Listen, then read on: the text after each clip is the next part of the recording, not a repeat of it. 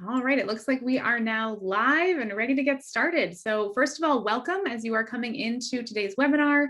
Thank you for being here. My name is Bree Reynolds. I'm the Career Development Manager at FlexJobs, and we are very happy to be hosting a panel today for National Work From Home Day. So happy Work From Home Day, everybody.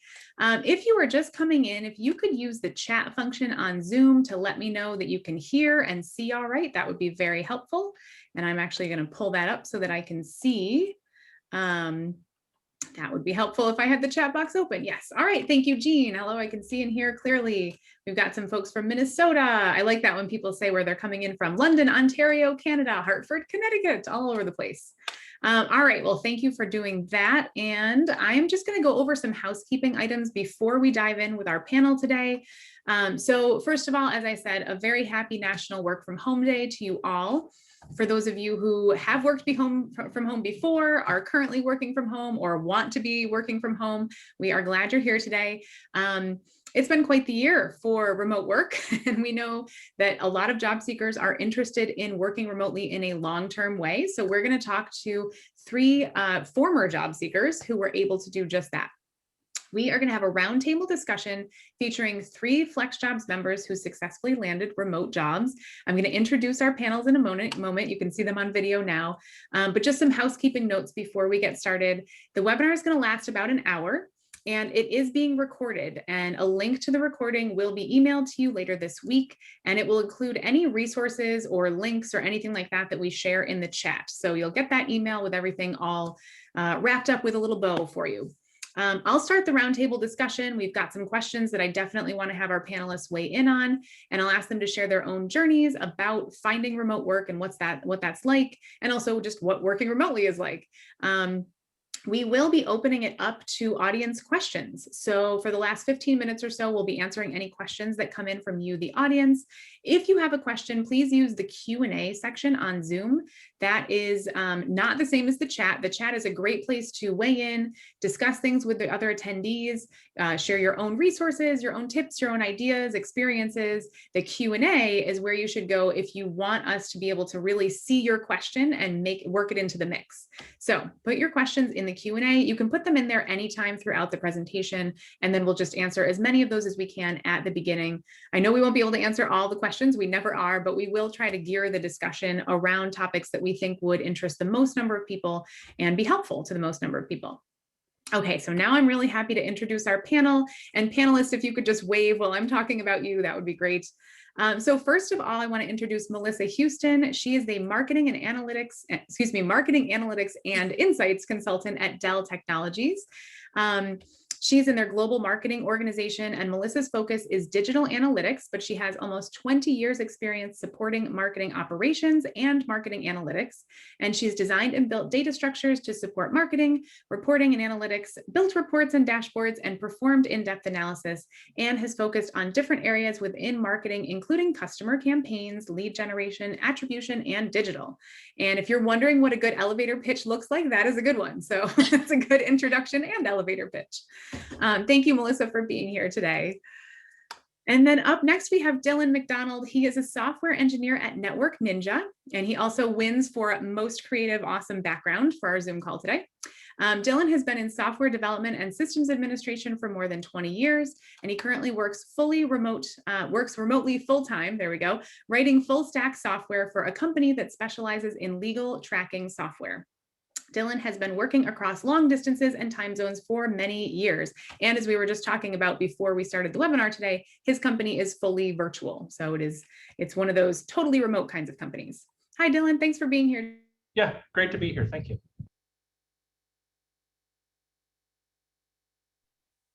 And last but certainly, a behavioral health coach at AbleTo, and she does something else pretty cool. She's a senior stylist at Stitch Fix.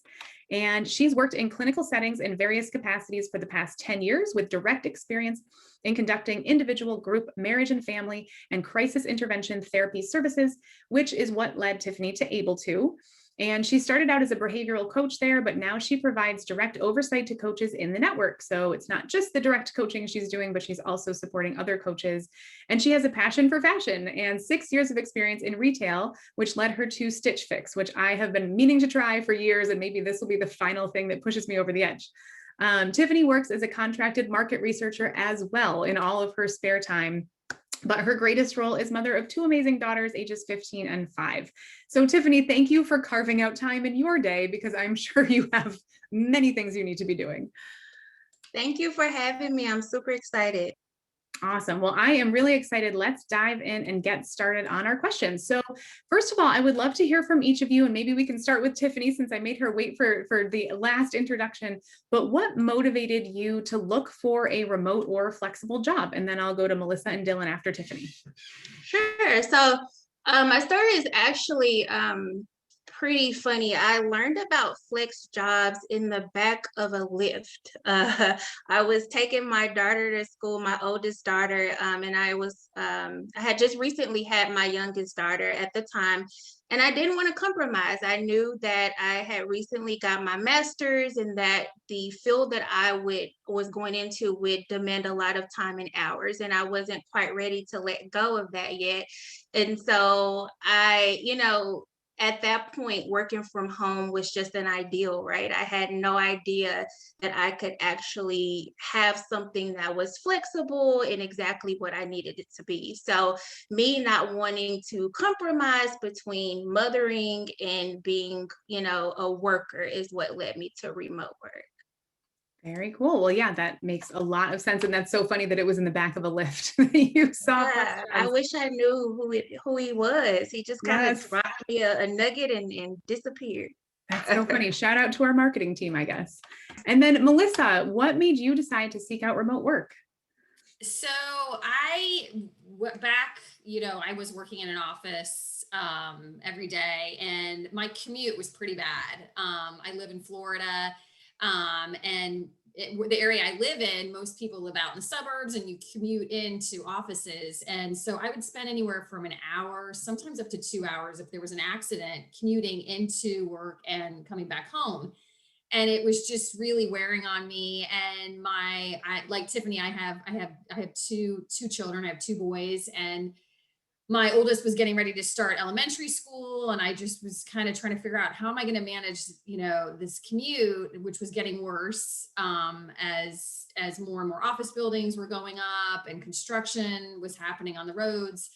I figured there had to be a way that I could do my job remotely. Like, even though I do need to work with people and talk to people, the majority of what I do is on a computer. And I thought there had to be a way that I could do my job from home and then cut out that commute and have more time to be there for my family, and even, to take better care of myself. So I did research. I Googled it. I was like, work from home, and FlexJobs was actually one of the first things that came up. And so, I'm a natural skeptic. Of course, I had to research it, and, it had endorsements from various news sources. So I signed up, and then the rest is sort of history. That's how I found the job that I have now. So yeah, it was really the commute and combined, with family life balance.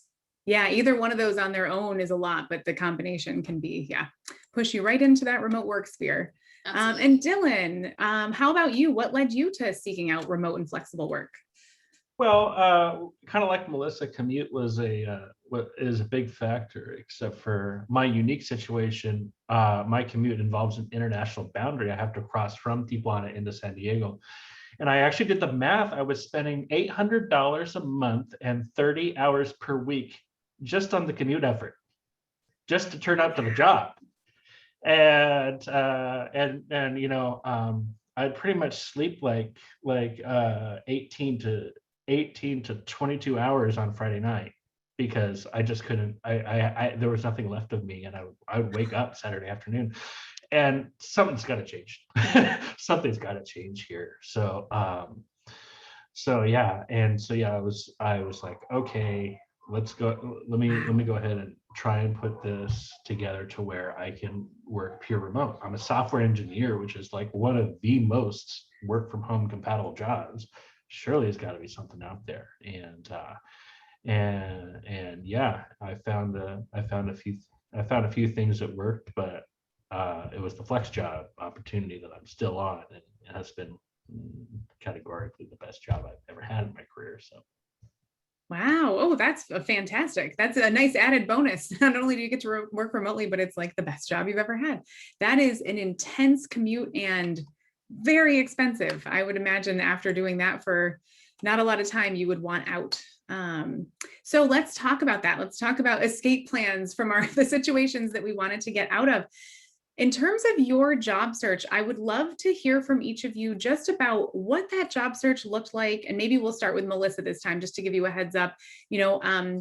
How long did it take you? I think that's one of the questions we get, most often from job seekers is, how long is this going to take me? What did you find was most helpful in your job search? Any tactics or techniques that you used? And yeah, just anything else you wanted to add about what your job search process was like. Melissa. Sure.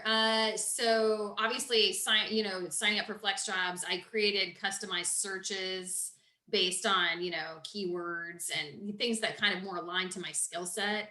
I was working at the time, which is always a challenge when you're working full time and you're searching for another job. So what I did and what I always recommend to people is I kind of designated, 2 or 3 nights a week that I would spend time looking at those job matches. Maybe the FlexJobs, I think, even sent emails each day or every so many days, with new matches.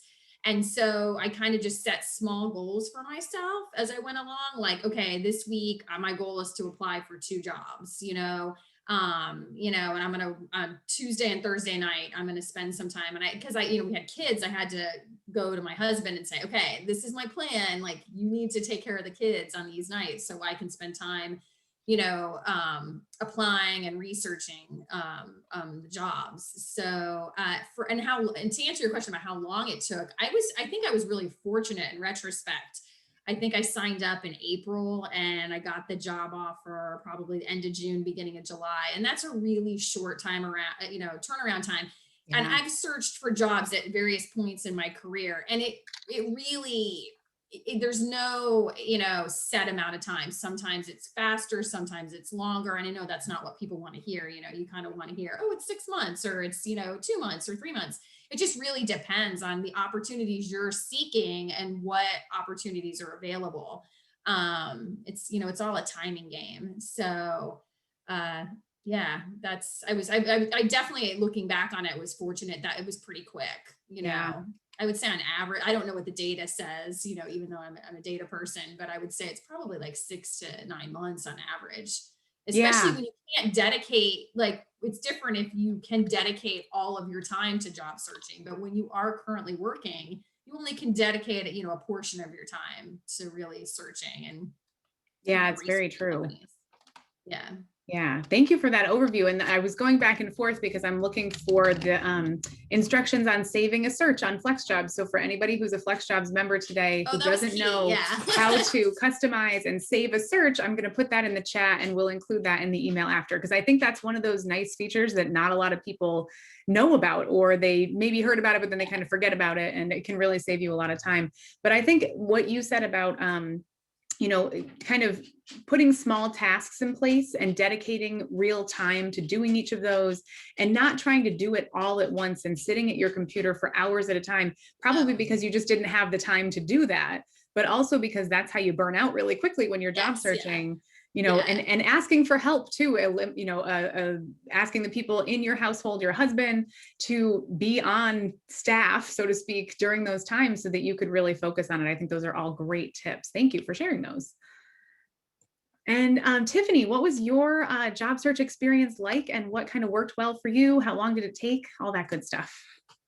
Sure. So in the beginning, prior, because granted, I had never heard of FlexJobs prior to getting in that lift. And so I was using a lot of the more common search engines, and it wasn't very fruitful. So by the time I'd gotten to FlexJobs, I was very discouraged. I was, thinking to myself, there's no way this work from home thing is not legitimate. And so when I started out, I'll have to say I probably signed up around the same time as Melissa, around I guess it was probably like around March. And so initially I felt a bit overwhelmed, but in a good way. Even just, kind of getting on, I was still kind of skeptic, like, what is this? And so when I saw all of the resources, it was like overload, but in a good way, just because I hadn't been, exposed to that before. And so I think for me, the biggest thing that helped me was my perspective, to go in with kind of an explorative mindset about it, and being excited about what was out there, what I could find. I focused a lot on transferable skills.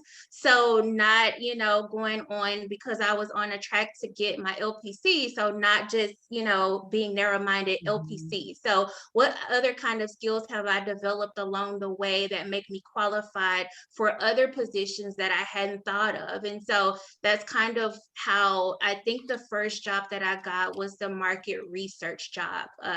That came, so if I signed up in March, that came in like May. And so I wasn't quite there yet, because that is more so of a kind of, it's very part-time. And so I kind of kept at my search. And then I found AbleTo, which is the company, my primary role. And so I think this May and September makes 4 years that I've kind of been there. And so that's always my advice, is just, don't limit yourself to what you think, where you think you need to be looking, tap into those other skills and passions, and have fun with your search. It's an opportunity to kind of create a mold that is specific to you. Yes. Oh, that is such good advice. That's one of those things that on the career coaching team, we are always telling people is it's really about the skills that you have, the interests you have, the things you're curious about. People say find your passion, but really it's think about what you're curious about. You don't have to have a burning passion for one particular type of career. You can have things that make you feel interested and engaged, skills that you really like to use, that you feel strong in. And if you search by those sorts of things, that opens you up to so many more possibilities. So in your case, you have, the behavioral counseling and the stylist sorts of jobs. And both of those have skills that are very interchangeable. You're working with people, communication skills, creativity. I mean, it goes both ways, but they're very different career fields. So I think that's such a good example, and a really good, especially in this time, we are seeing so many more people who are open to career change, who either want to leave that job behind, or they've been let go and they're looking for something different for whatever reasons. But for career changers, especially, searching by your skills and your interests, and not just solely on job titles and what you think that one thing is you should be going for, is really important. Thank you, Tiffany. So Dylan, let's hear about your job search process, how long it took you, and what worked well. Yeah. Job searching is a continuous thing. So first of all, don't do one thing, do lots of things. Do lots of things. And of course, being in IT, I was on some short-term contracts, which is good because that puts food on the table.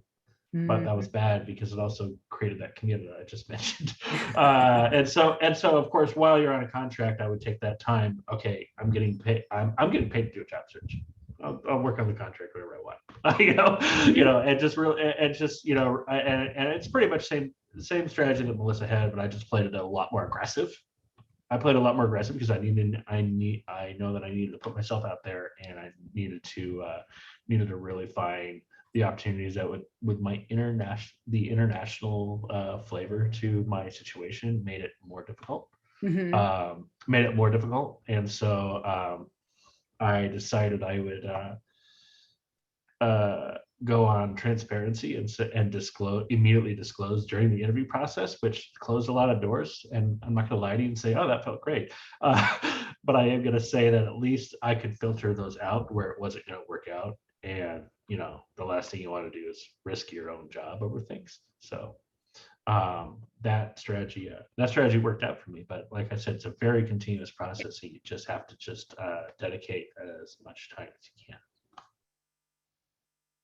Yeah, I think that's such a good point, is that, yes. Oh yeah, sorry. Save searches, my God. On FlexJobs and the other sites, you just have to have really great saved searches, right? And and I did like FlexJobs because the quality of search, the quality of results was always higher compared to the other sites. So even though my searches were very specific, and so on FlexJobs I wouldn't get a lot, but I would get very, very high quality. And this is a game you only have to win once. You only need one full-time job. Well, I hope, you know. At least, yeah, one for now, and then you can settle for a little bit and do this again another time, maybe. Yes, no, that's such a good point. And I think you're right. I think the pace of a job search also really depends on your situation, you know, the time that you have to dedicate to it, but also the time that you have to find a new job. Like if you are on a tight timeline, you either need that paycheck coming in or you need to get out of the situation that you're currently in. You know, all of those can be great motivators in this. And I just think it's really important to know that each job search is a little bit different. And there are these nice through lines, you know, saved searches, your mindset, being focused on, you know, skills and things that you bring to the table, but also that each individual job search is going to be a little bit different and yours isn't going to look like every other person's. And that's okay, because you're all looking for different things and for different reasons. Okay, so let's go into another question here. So one of the things that I thought would be interesting to talk about for people, because it's sort of an unknown, especially for people who have not found a remote job before or gone through this process before, the interview process. So what is it like not interviewing in person, but interviewing online? And was it on phone or video, and how many did you do? And were there tests and all sorts of other things? Because we've heard it pretty much all. There's all sorts of different things that might happen in the interview process. So let me go back over to Melissa and hear about your interview process. Sure. Mine was all over the phone, believe it or not. There was no video involved. So I think more recently, and so mine was a little while ago, I think more recently it is more, you know, with Zoom, it's more video based. But I did talk to several people when I interviewed. I'm trying to think, maybe like 4 or 5 people over the phone. Everybody was in different cities, so there really was no way to do any sort of face-to-face. You know, there was no, I couldn't even drive anywhere locally. Everybody was in different states. Oh, yeah. I didn't think it was any less, I mean, I've done a lot of face-to-face interviews. It's probably less nerve-wracking over the phone because you can really focus in and to what they're saying and listen in. But I do think now it is a lot more video based, and that can be slightly awkward. I haven't interviewed anybody over Zoom yet. My husband is actually in the process of looking for, or has been looking for a job, and he's done a couple, and he said it's a little different. It's a little nerve-wracking over Zoom. But yeah, I think like over the phone, you don't get to meet people face to face. So you don't necessarily know if you have a true rapport with them. So you're gauging it solely on, you know, an audio a verbal conversation. I think that might be the one thing. But yeah, I mean, it gives you the opportunity to take notes, you know, and reference notes if you do phone interviews. So that's a plus. Yeah, that's a really good point. And that brings up a good point that I think for some people, it might be surprising that they were over the phone, but FlexJobs is another one where we mostly do interviewing still over the phone when we're even hiring internally. And there are a lot of organizations that operate that way that are not, you know, video first. Types of organizations, but something for job seekers to know, you should ask when you're setting up that interview, even if it's a Zoom link that they're sending you, ask, is this going to be audio and video or audio only? Because everybody has a different way of doing it, and they kind of assume that people do it their way. And so you never want to be caught off guard if you think it's just an audio interview and then the person pops up with their video. That might be a little nerve-wracking at the beginning of your interview. And good luck. There is one other thing I want to mention. I haven't experienced this personally, but I have heard of it happening. Is there's now like that very first interview, which typically would always be with a recruiter or an HR person. Some companies are doing this sort of automated video thing where you go into this tool whenever you have time, and it prompts you to answer questions over video. And I've heard that it's a little awkward to do. Again, I haven't experienced it firsthand. It's a newer technology where you're not even talking to a person. You're answering, they prompt a question and give you however many seconds to answer it. That to me sounds a little nerve-wracking, but I think it's good to kind of call out that you're starting to see that. sort of like an automated screening of sorts. So I don't know if the others on the panel have had experience with that, but I wanted to mention it. Yeah. Dylan and Tiffany, did you do any one-way kind of video interviewing or testing at the beginning? I have, not for my current roles, those were video based, but there were other jobs that I applied for prior to FlexJobs where I had to kind of like submit a video and had about 50 do-overs on my laptop saved from where I kept starting over. And so it is very nerve-wracking. It definitely is. But it also gives you an opportunity to kind of practice. And if you're directly face-to-face, you kind of just have that one opportunity to make a first impression, but you get a lot of do-overs the other way. Now that is if that's an option. I know some of them you only get a one and done, but if it's something to where you have to like do a video submission, then you can kind of, fine tune that a bit. Yeah, that's a good point. You get that opportunity to practice. So you could look at it that way as, oh, this is a chance for me to really show them exactly what I want to show them versus the feeling frustrated about it because you have a lot of outtakes, a lot of things that don't quite go right and you want to start over. And Dylan, what about you? Yeah. I suppose speaking to my field a little bit, I mean, in IT, it's just so video calls are very, very common. And so most of my stuff, I mean, obviously all generalizations are false, but generally speaking, I'll say that that they would use phone as like the first line of defense to see if this is a candidate they want to pursue with, and then go on to the video. And then on the video, one advice I'd like to dispense that we haven't heard yet is do a little cinematography 101 for this. Please. Set up your camera and test your microphone and just record yourself answering a simple question and play it back so you know what your interviewer is going to say, because one disadvantage of video calls for interviews is, it's kind of like looking in a funhouse mirror and thinking you're overweight. Sometimes perception can be a little skewed, and so you want to make sure that you're putting yourself in the best light. Like I do some volunteer teaching over Zoom and teaching interview skills for technical interviews, and this guy, he had his room was a mess, and that's really what I remembered. So yeah, make sure, I mean, this is one good reason for the virtual background. I like having fun with it. If you want to make it a little more neutral, or like Google Meet now has a default of blurring the background and just creating a soft blur. But yeah, cinematography and making sure that your microphone is clear. Like I always say, you should spend $20 to $30 on a webcam and $20,000 to $30,000 on a microphone. Like seriously, get a studio microphone. Actually, realistically, they're about $150, so they're not as much as 20,000. But actually, your audio quality and clarity is so important. So on the technical end, I can tell you that irrespective of whether you're going to go into IT or another field, you want to be seen and heard clearly, and make sure that you record yourself and see what your interviewer is about to see before you get on that call. Yeah, I think that's so critical, and the recording your audio as well, listening to that back, seeing if, when you move in your chair, are the squeaks audible through the, all those little things that might be distracting your interviewer. If you're wearing a lot of bracelets and you are a hand talker like I am, is it making a lot of noise because your microphone's right there? There's similar things that you would test if you were in person. We always used to say, careful of your jewelry and all that. You don't want to make too much noise or be too shiny.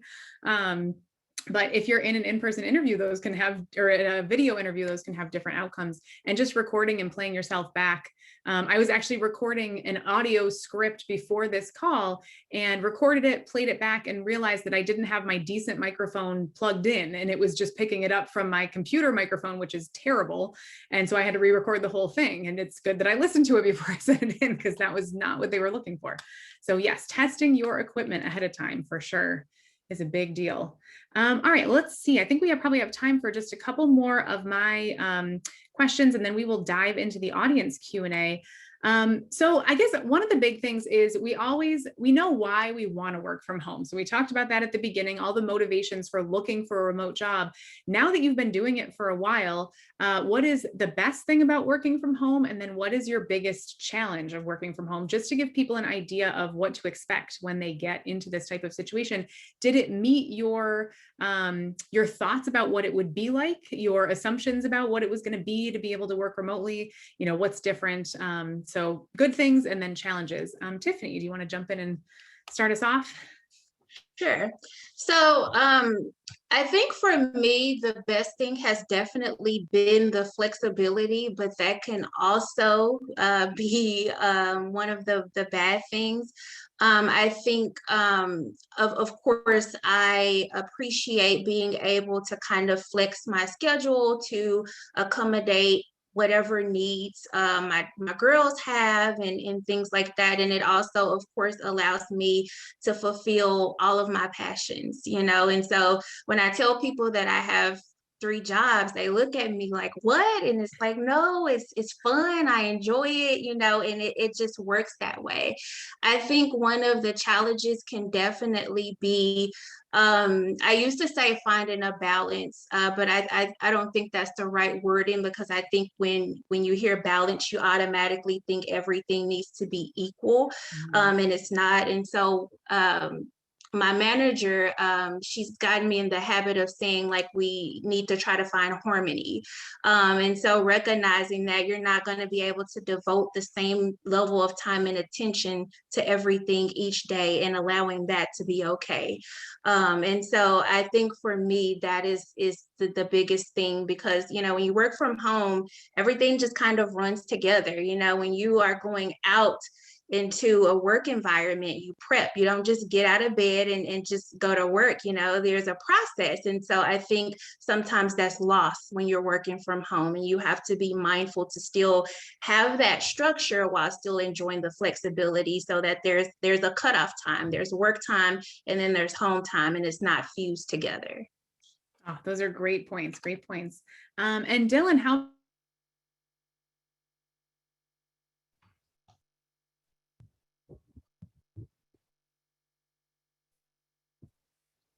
Okay, you lagged out there a little bit, but okay. Oh, sorry. Yeah, no, that's okay. I'll go ahead and talk about my experience and stuff. Yeah, I mean, the biggest benefit, obviously, for me, based on my earlier story, was to reclaim the huge amount of time and money I was missing in my life. And yeah, and so yeah, I'm more rested and more focused and sharper for the job that I actually do want to perform as a result. That was a really big thing. Two challenges that I can really think of is especially COVID-19, you know, I need to get out more, you know, get outside more. And when I was commuting, at least I was out on public transit, you know, running from train to train. And the other thing that I'll mention that has been oh, sorry, I just lost my train of thought for a second. Oh, that's all right. What was the other challenge that I've been facing? We can pop over to Melissa too, and then yeah, go over to Melissa. I'm sorry, my train of thought just reset. No, that's all right. I think so. The biggest plus for me is, you know, as it's kind of echoing what Dylan said, I spend a lot of time commuting, and now instead of commuting in the morning, I exercise, and exercise has become a much larger part of it was there before, but now it's more consistent, and I definitely feel the benefits of that. You know, I probably get up at the same time that I used to, but this time I go for a run or go to the gym, and I didn't have the time for that before. So that for me is one of the biggest benefits. And obviously I was spending a lot of money commuting too. I was on toll roads and gas and everything. So the cost savings there was definitely a plus. But I will share this. When I first started working from home, one of the hardest things to get used to for me, you know, I mentioned I had that really long commute both ways, being a mom and, having kids and, have a family and everything, that commute time did provide some quiet time, in the morning and in the afternoon. And so when I left work, I had this time to sort of decompress from my day and then get the kids and then start the whole nighttime routine. And I remember when I first started working from home and like 5 o'clock hit, I would go, and my kids in preschool was like literally around the corner from my house. So it was a 2-minute drive. It was like shock to my system. I'm like, where's my decompression time? Like I was stressed out because I had to like switch gears really fast. And if I was in the middle of something at work, often it was like, go grab the kids, run back home, finish that up, and then start dinner and the whole nighttime routine that we have as parents. It was hard. I had to figure out a way, like I had to adapt to that, because here I was gaining that time back and I could get my kids instead of 6 or 6:30 at night, I could get them earlier, but then I didn't have that time to myself, or you could just listen to music in the car, even though you're in traffic, and just sort of decompress from the day, leave all the crap of work hopefully behind you, and then switch to, parent, wife, all the other stuff at home mode. So it's an adjustment. It's a transition, set some boundaries, just tell yourself it's going to be different because you're not going to have that same routine pattern. And it's definitely an adjustment, and it's not for everybody at the end of the day. I love working from home. I'm an outgoing person. I have to carve out time. I have to make sure I have one-on-ones with colleagues, and I have to make that extra effort because I am remote and I am isolated from my peers, but I love having some flexibility and I love having that time back in my life, but it is an adjustment and it's not for everybody. Yeah, finding that the margin between when you're working and then when you're rushing to do the other stuff. I have that exact same problem in the afternoon. And if you can find, 10, 15, 20 minutes between one activity and the next to just do something that like I used to commute to and from Boston, and I read so much more back then because I was on the train doing nothing else and I'd always have a book. So I'm trying to like force myself to sit down for 10 or 15 minutes before I go pick up the kids to just read a book and pretend that I'm commuting, which is kind of funny because we're doing this to get away from the commute, but not the margin that it gives us. Yeah. Well, thank you, Melissa. And then back to Dylan for that second challenge. Yeah. Sorry for my. No, it happens. The answer to the question, by the way, was access to help and access to resources. Whereas, I can't go up to the cubicle next to me and ask somebody for help. You just kind of have to get used to that asynchronous way of, because my coworkers, 100%.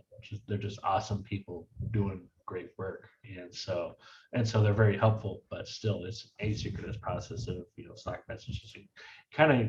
And I'm kind of more naturally an extrovert. Maybe that's the reason why I volunteer for panels or something, and like to go and talk to people about it, talk this over, and I'm not as able to do that with remote. And I kind of had to make an adjustment, and to the point that was just made. I find it helpful I have a workspace here and it's work, and where I recreate, where I like to have fun, where I like to do other things is a physical different space. If that's possible, try and make that for yourself. That's very effective. That way the workspace, that's where the work is. It's a part of your house, sure, but that's where the work is. And then once you step out of that workspace, you're yourself. You're not at work no more. Yeah, that's one of my favorite tips too, is having any kind of dedicated space, even a small one. Doesn't have to be fancy, just needs to be functional, and you need to be able to walk away from it at the end of the day. All right, well, let's see. We have a lot of questions coming in from the audience, so I think that we should dive into those. So this is a question for anybody on the team who might have changed career fields a little bit, or for Tiffany, because you were looking for, different sorts of positions and things like that. How did you convince employers that your skills are transferable? And because you had, a variety of types of jobs you were going after, did you do anything in particular with your resumes? Did you write cover letters when you were in interviews to show them that you had the skills that they were looking for, even if you hadn't done that type of work before? So Tiffany, I don't know if you have any thoughts on that one. That's a really great question. And in large part, it had a lot to do with preparation and confidence. I think it has to start with you being able to recognize how your skills would be a great fit for that role so that you can sell yourself. And so I took time doing research or just really looking into the company, what they were looking for within the role, and then being able to identify examples of how my skills transferred into what they were looking to. In that way, you kind of highlight yourself as an asset and somebody that they really want in that role because you're able to give those real world examples. Great advice. Thank you. And I don't know, Melissa or Dylan, if you want to weigh in on that one at all. Nope, looks good. Yeah. So I would echo what Tiffany said. I mean, really the building confidence, kind of convincing yourself before you try to convince employers, because that's the hardest, one of the hardest things I will say in a job search is telling that voice inside your head that's saying, don't apply for this. You're not qualified for that. You're not sure if you can do this. Telling that voice to turn off or at least quiet down for a time and build that confidence in yourself, which actually goes to this next question that I can tackle. And then if anybody wants to weigh in, but we get this a lot on the coaching team. I have a lot of various job experiences and transferable skills, but my experience doesn't seem to qualify me for most of the jobs on FlexJobs that seem to require 3+ years of specific experience. What's your advice? Thank you. So I see Dylan might have something to say about this too. The years of experience on a job description are a bit of a wish list from an employer, a bit of an assumption on the employer's part that a certain number of years of experience somehow magically makes you more qualified than if you have, if they look for 5 and you only have 3, or they look for 3 and you have 1.5. If you feel when you're reading a job description that you could do that job, and that you, even if they ask for 3 years of experience and you have 1 or 1.5 years of experience, but you are confident in your abilities and your skills, and you're reading that description and saying, that's me, you should apply for that job. The reason being is that most people who apply for any given job description don't have exactly what that employer is looking for. And unfortunately, job seekers also tend to hold themselves back if they don't match exactly what the qualifications say. So I would say put yourself out there. Even if you apply and you don't hear back, you're in the same position that you were before, but at least you put yourself out there and try. The best thing that can happen is, of course, you get a call. So yes, I would say the job description is sort of a wish list. You do need to have some of the experience that the employer is talking about, but if you're looking at that job saying, I can do this, I'm pretty confident in it, then I would apply and give it a shot. And I don't know, Dylan, if you wanted to, yeah. Definitely. One thing I cynically like to say is just put on your resume 3 years experience in reading job descriptions. But yeah, you're right. I mean, actually, the current job that I'm in actually required postgraduate experience, and the amount of postgraduate experience I had before this job is exactly 0. But I have about 15 years experience with MySQL, which is a very similar direct competitor to Postgres. And skill transfer from MySQL to Postgres is like 90-ish%. There's a few little things I probably will need to learn on the job, but the fundamentals are all there. And they knew that because they interviewed me and they saw my experience, didn't have any Postgres. It was no secret to anybody, and I got the job. Mm-hmm. I got the job. It's the job that I'm currently at, and so yeah. What's the worst that could happen? Of course, in IT, we have a lot of shade throwing it. And this is actually true. Somebody put we need 18 years of Angular experience, and then the author of Angular said, but I only wrote Angular 12 years ago. So sometimes, so it's like sometimes those things are just woefully inaccurate anyway. So yes, Bree, you're definitely correct on like what's the worst that can happen? Get the job. I mean, come on. Yeah. Thank you. I'm so glad we have a specific example of that, because it's so true. We are our own worst critics. And you're going to probably judge yourself a lot more harshly than any, recruiter or hiring manager who's screening your resume for 7 or 8 seconds, 15 seconds, getting a lot of their time. But they're just looking for those basics to go, okay, yeah, this kind of makes sense. I see this person in this role. Let's like move them on to the next thing. You are the one sitting there analyzing every little detail, and they're not going to spend that much time on that. So if you feel like you could do the job, then you should apply. Okay, so this is a good question because I know everyone here was in a slightly different situation. So I'd love to go around and maybe we'll start with Melissa. How much time do you recommend doing a job search? How many hours did you do per day? And I know, Melissa, you outlined this a little bit at the very beginning. This person does say that they're currently unemployed. So I think part of it is wondering if you have time every day to devote to this, should you be spending your whole day job searching? And then how much time did you do, for your own particular job searches, and what was comfortable for you? So Melissa, I'll go first with you. Yeah, I did mention a scenario while I was currently employed. There was a time when I was not employed, so I was in that situation. And what I did, and I actually heard this from somebody else, is I kind of treated my job search like a job. But it wasn't 12, not 12 hours a day or anything, but I treated it, I set up, kind of got started the same time every day. And I love to make lists. That's my thing. My husband makes fun of me. My colleagues have made fun of me. But I would create a list of things that I wanted to do. And it could be as simple as like create a job search around this, or research this particular company because I know that they hire or they have a remote workforce, like do some research on that company. But I would outline a couple things to do every day. And I made it my job to try to find a new job. And that can seem a little overwhelming, I do admit that. But it helped me get through that. And it really started, I used FlexJobs and but I also used other tools, and I just constantly try to use all the resources that were available. And it worked, it's kind of like you have to hustle and really get out there and read through things, apply for things that I know the other topic we were on, where you may not have the exact experience, apply for it anyways, and see what happens. It doesn't hurt. When you're in that situation, when you are employed, like cast that net as wide as you can, reach out to former colleagues, utilize your network, but having that, like making that list every day and being able to check things off made me feel productive. Yeah, I'm in the same boat. I love a list.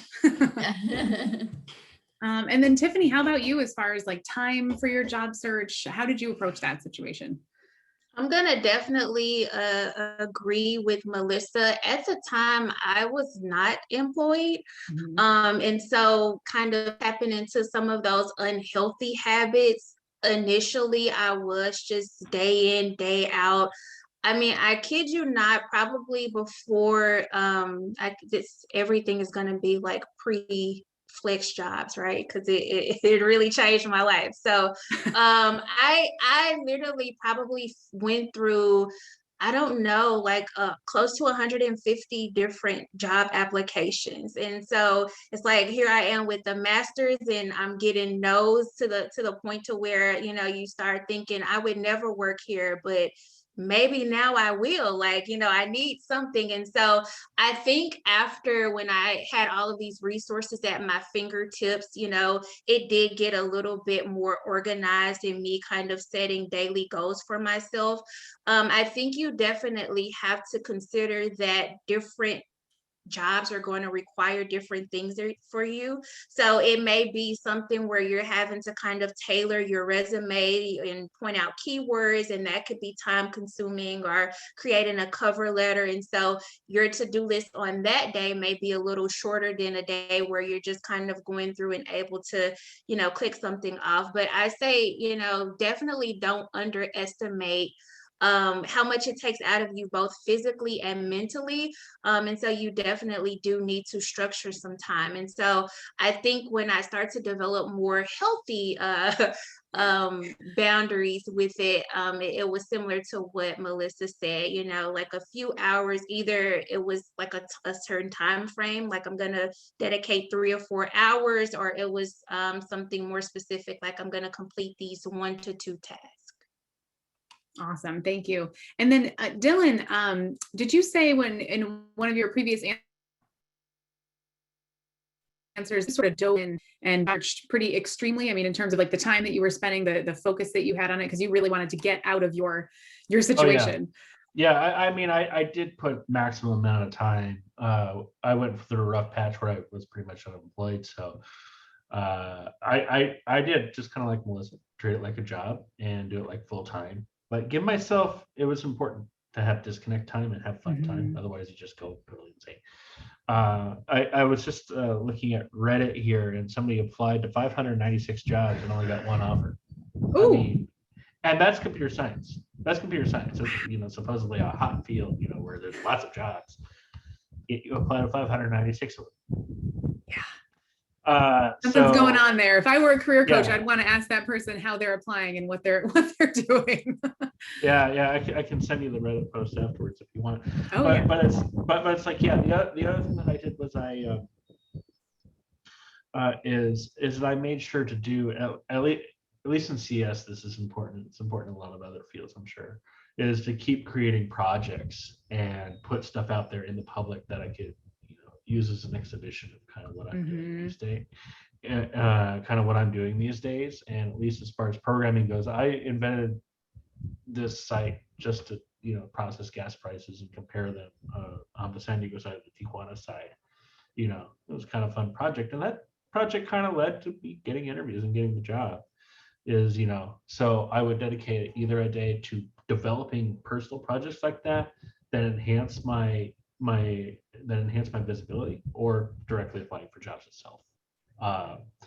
And I would do that Monday through Friday, maybe a little bit on Saturday, and give myself Sunday off, and just and have that structure. That structure was actually really really important for me to keep focused and make good use of the time that I was spending. Yeah.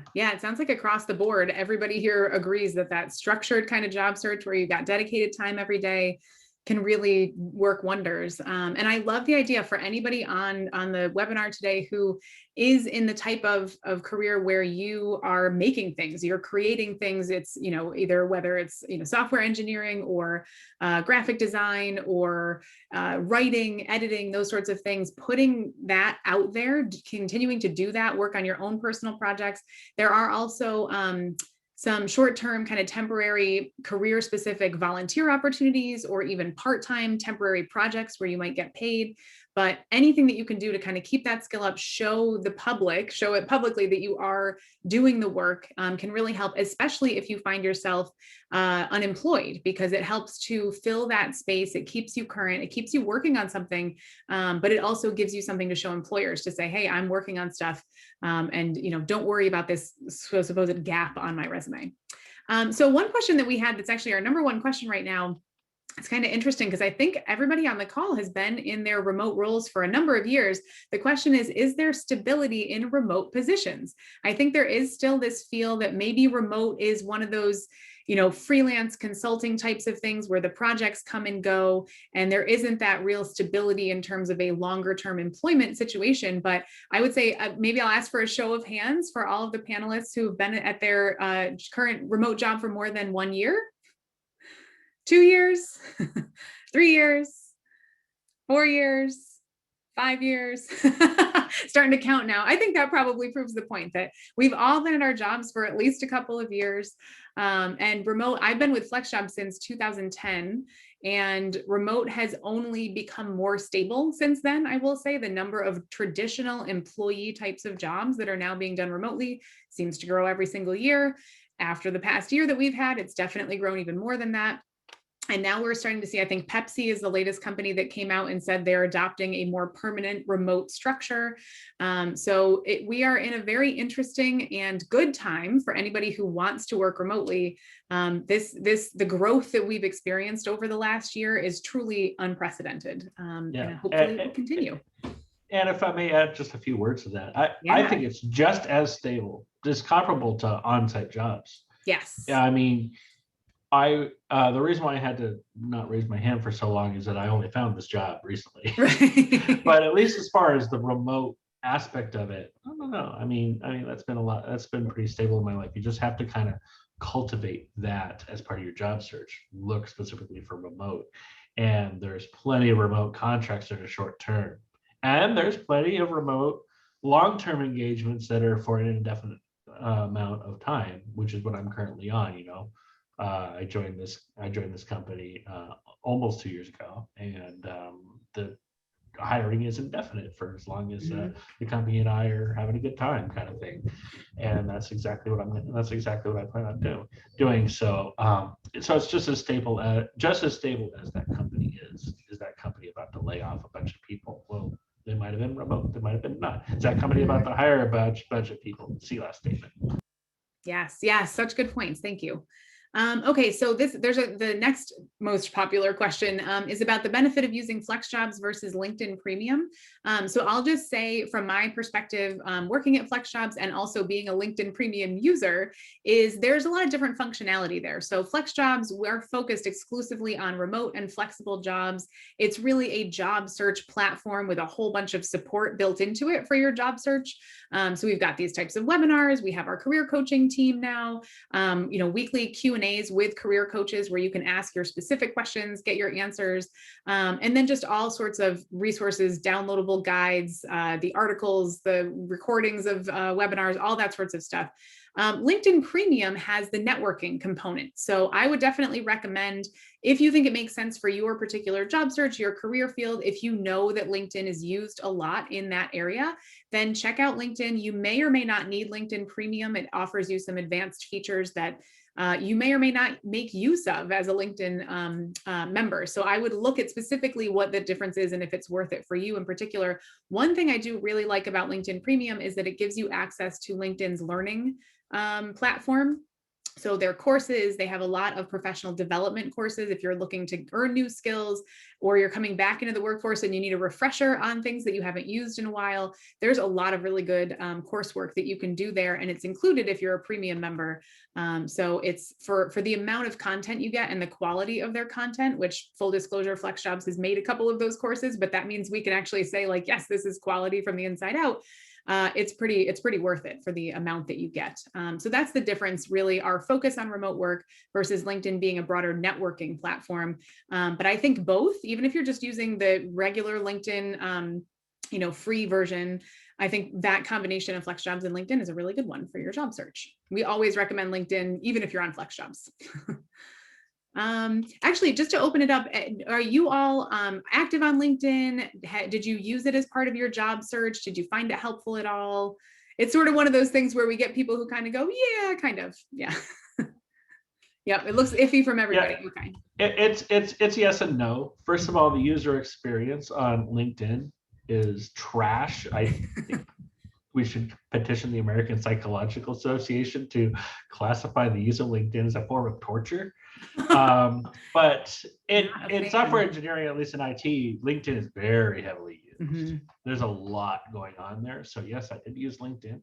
Didn't have to claim to like it. Yes. FlexJobs user experience was much better. Thank you. But it kind of goes back to a previous point that I had, is you shouldn't have only one tool. I mean, there's always that saying, if all you have is a hammer, everything looks like a nail, kind of thing. You want to use more tools. You need to bring to bear everything that you can into a job search. In this case, not just the hammer, but the screwdriver, and the saw, and the wrench, and stuff like that. Use as many tools in as many ways as you can. So, and LinkedIn is one of those tools. Absolutely agreed. All right, so we are coming to the end of our hour here. It has kind of flown by, but I'll just open it up for any last thoughts, any last words of encouragement for our job-seeking audience. Maybe Melissa, I'll start with you, and then we'll go over to Tiffany and Dylan. There was one thing I forgot to add when we were talking about, when you're looking for a job specific to, if you're unemployed looking for a job, definitely I gave myself the weekends off. I know Dylan mentioned Sundays, he took his break. I definitely didn't do it 7 days a week. So, do give yourself some space, because it can be so overwhelming, especially if it's your first time, either looking for a job while employed or unemployed, or trying to make a career change. It can be overwhelming. So, definitely give yourself a break, give yourself time to not mentally think about the job search. And the weekends are great, because I always say a recruiter is not going to call you on a Saturday or Sunday unless you're, an executive or something. So for most of us, you can you can kind of use the weekends as a mental break while you're searching. Awesome. Yes, so good. That is really helpful. And Tiffany, over to you. The coach in me just wants to leave you guys with a word of encouragement. Like, it's going to be okay. You've got this. You will find something that is specific to you. Just probably something even better than what you imagine, like I have. And I found 3 forever homes, and I wish that for all of you. Again, I think just utilize the resources that are at your fingertips and be confident in what you have to offer. Awesome. Thank you, Coach Tiffany. And last but not least, Dylan. Yeah, I suppose homage to the virtual background behind me in Star Trek. We got a little saying, never wish a Romulan good luck. Romulans do not believe in luck. They believe in great preparation. So make yourself well prepared. And remember, this is definitely it's a marathon, and I'm not going to lie to you and say it's a fun one. It's a marathon, but it's also when you only have to win once. You only have to win once, and then you have a great job that you can look forward to for the rest of your life. So keep that as a motivator, keep that in mind, and don't try not to take the setbacks personally. I know that I'm very, very hypocritical by saying that, but try not to take them personally, and that's why disconnect time and support, love and support from your friends, family, loved ones, it was really important for me when I went through a real rough patch of constantly applying for jobs and turning up with nothing. That was really important to me. So don't forget that. Don't forget your support network. That was like really, really a big part of it. So, and ultimately remember that you're worth it. Beautiful. Well said. Well, thank you all so much. You can see the chat is exploding with thanks from our audience today. People saying it's extremely helpful. This was authentically wonderful. I think I saw in here. Thank you all so much. This was just really valuable. It's the first time we've done a panel like this, and I think we will probably be trying to do more of these because this was so helpful just to hear from people who've been through it and came out on the other side, and successfully so. So thank you, Melissa, Tiffany, Dylan, for being here today. Thank you to our audience for being here today. Hopefully you're walking away with some good information, and be on the lookout for the email that we will send later this week with the recording and the resources that were discussed. And I wish everybody the best of luck in your job search, in your careers, and hope to see you all again soon. Thanks, everybody. All right, thanks a lot. Bye.